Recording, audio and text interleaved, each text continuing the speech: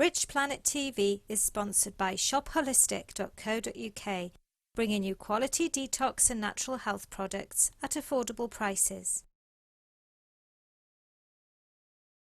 Welcome back. I'm talking to John Hanson about his series of books on UFOs called Haunted Skies.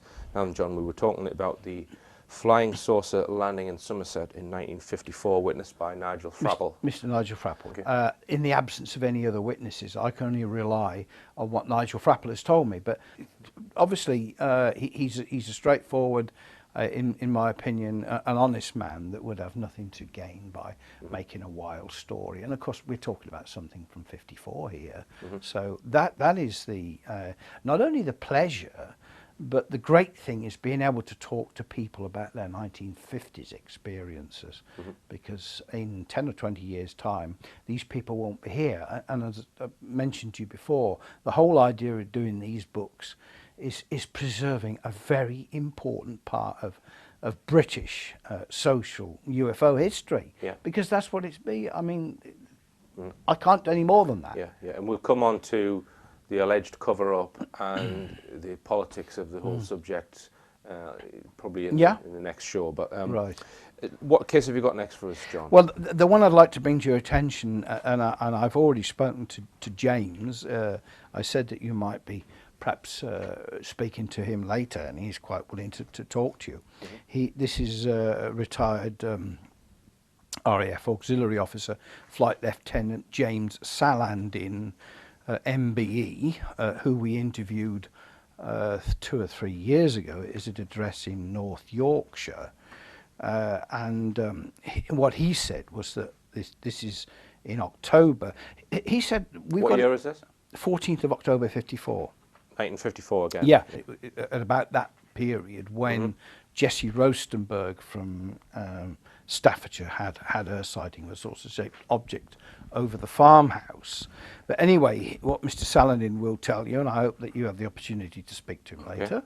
Yeah, we need to point out that we're just scratching on a few cases. We are scratching. There are I mean, hundreds of cases in these books. If we could do the show lasting a month, we'd be fine. But there's so much. So flying saucers over Kent and Essex. Yeah, I mean, he said that he that's right, flying saucers over Southend.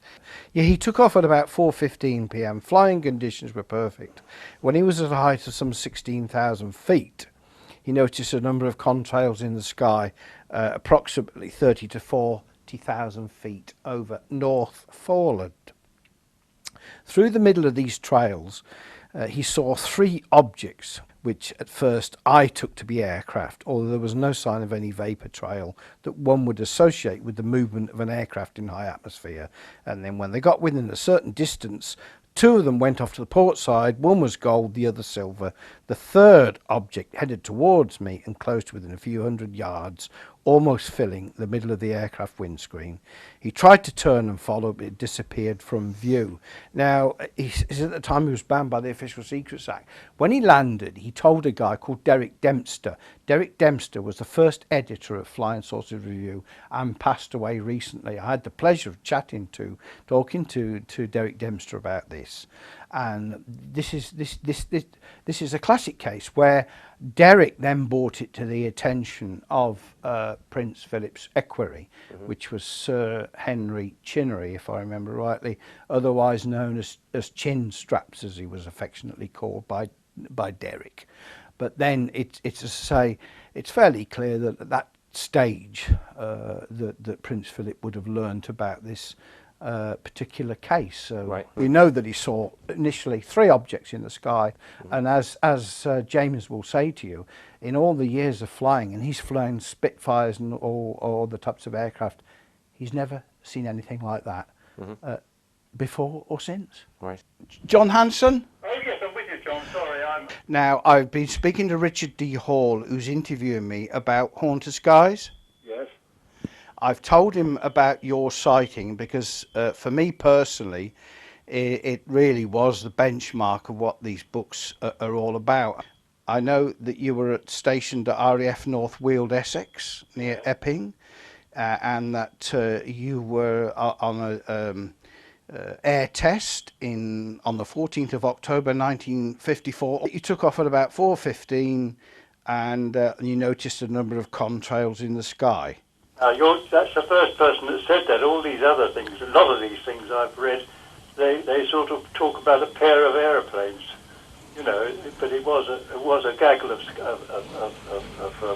I assumed it was a gaggle of an exercise of some sort with these aeroplanes trailing. I suddenly saw what I thought were two aeroplanes breaking away from that, but they weren't trailing, and they came down towards Southend Pier, roughly, where I happened to be heading, and was at about 16,000 feet.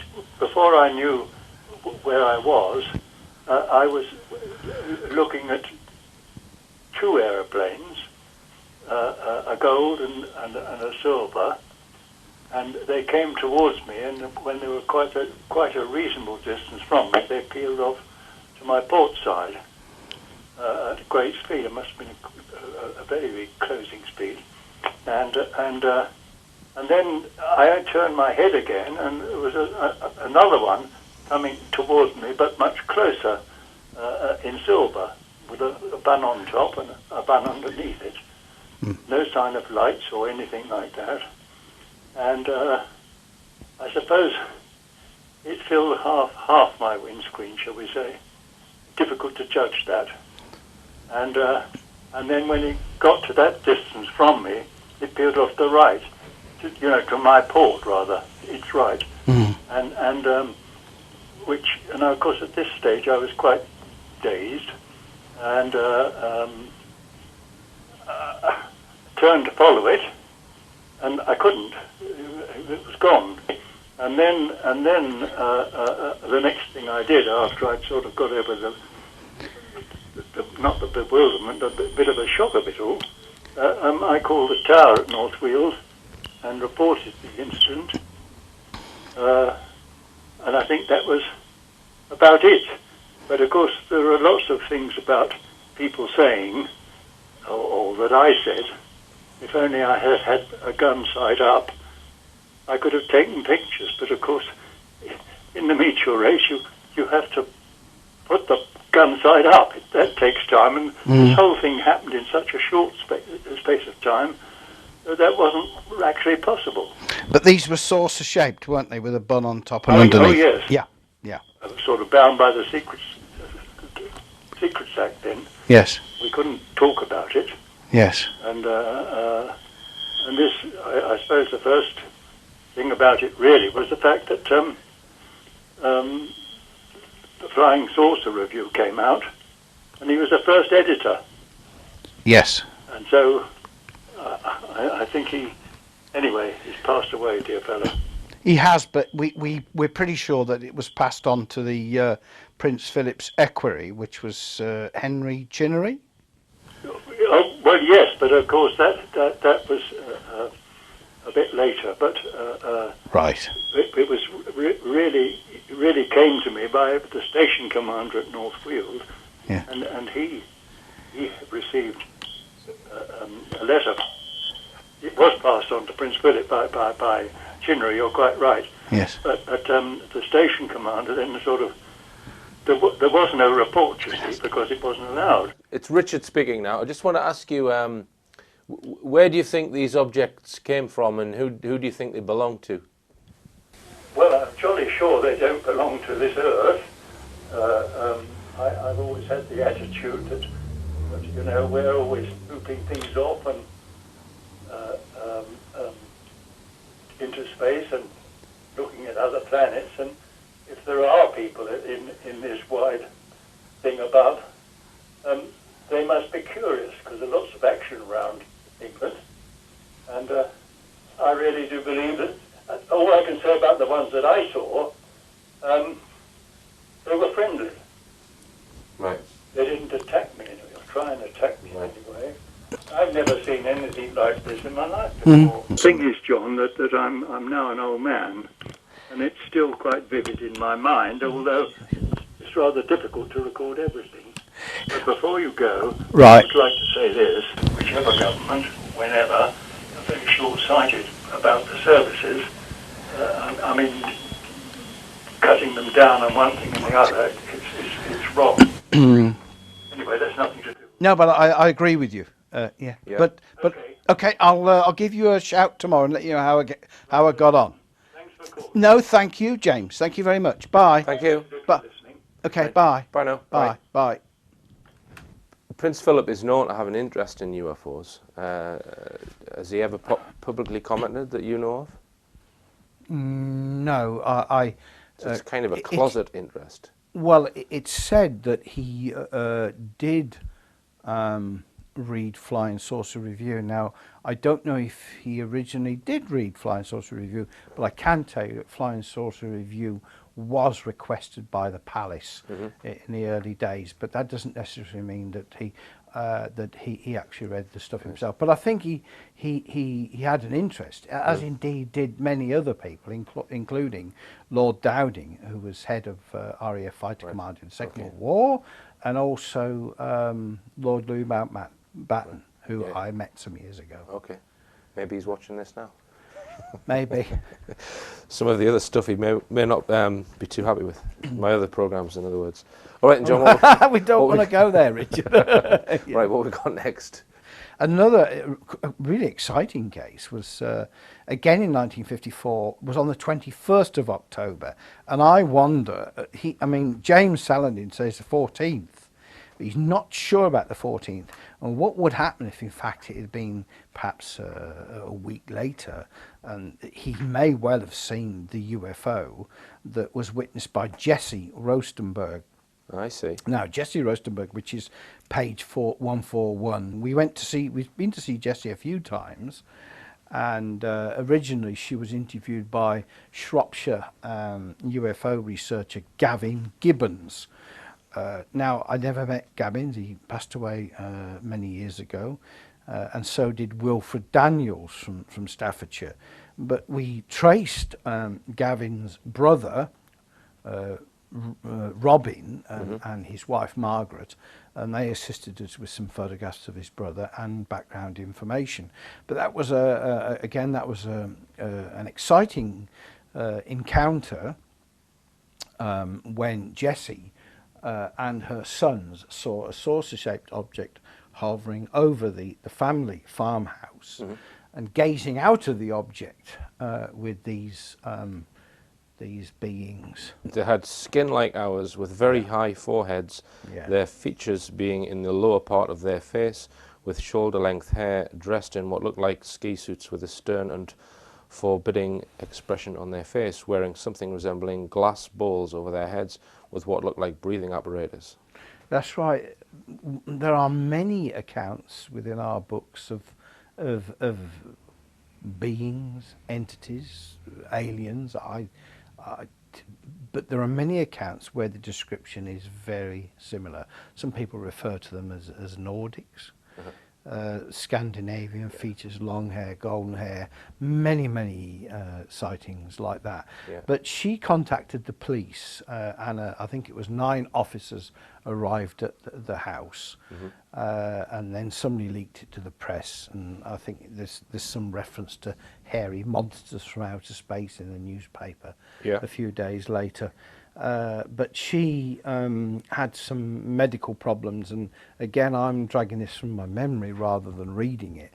But she was examined by a doctor, and he thought she might have been in close contact with some radioactive material. Right. But eventually her health was sorted out. But we again, the interesting part is that within a short space of time, I think it was probably half an hour or something, again it's in the book, there was a headmaster and a pupil from a school in Stafford that saw this machine, this really weird looking thing going over, making a clattering noise, because sometimes they're not all silent, saw this thing going over. Undoubtedly it was probably certainly connected with what Jessie had seen. But we can't say it was the same object, but sometimes it's difficult to believe that coincidences like that can happen. All right, so couldn't have been blonde human beings in a secret military craft? I wouldn't think so. I mean, I don't know. You're putting a suggestion to me. I mean, I don't know. I doubt it very much, because I believe that sightings of craft with occupants like that go back long before we were even And flying. the craft itself was corroborated by other witnesses? The children corroborated Right. it, yeah. Okay. And then, of course, not forgetting her husband, Tony, Dutchman by birth, he also witnessed something strange a few days later. I haven't read all of the books. Yeah. I've read some of the first one, and I've sort of speed read it, and there's just case after case after case after case, and you can spot common threads, which are very fast vertical or horizontal departure, always glowing orange balls of light generally, and disc-shaped objects. Right. Yeah. Occasionally circular ground markings if they've landed, and other characteristics would be electrical problems with devices nearby, radios don't work, etc. That's right. Generally silent, but as you said, but not always. On occasion, they all sorts of. I mean, Jessie was first alerted by the sound of what she likened as falling water, a whooshing noise. Now, we've come across other people who've heard a whooshing noise, and if again, Jessie said that just before it happened, she had a tickling sensation in her during the afternoon. She had a sensation in her nose, and as if she was catching a cold. Right. And again, individually. A case like that probably wouldn't stand on its own individual merits. You couldn't offer it as comprehensive evidence. But when you take hundreds of cases like that, and people that tell you the same thing, they don't embellish it. They tell you what they experienced, what they heard, and what they witnessed. And you can't discount that. I mean, there's something pretty strange out there, as indeed there always has been. All right, John, I'm going to go to another short break. After the break, we're going to be talking about a flying triangle in Tyneside in 1960. Richplanet TV is sponsored by shopholistic.co.uk, bringing you quality detox and natural health products at affordable prices.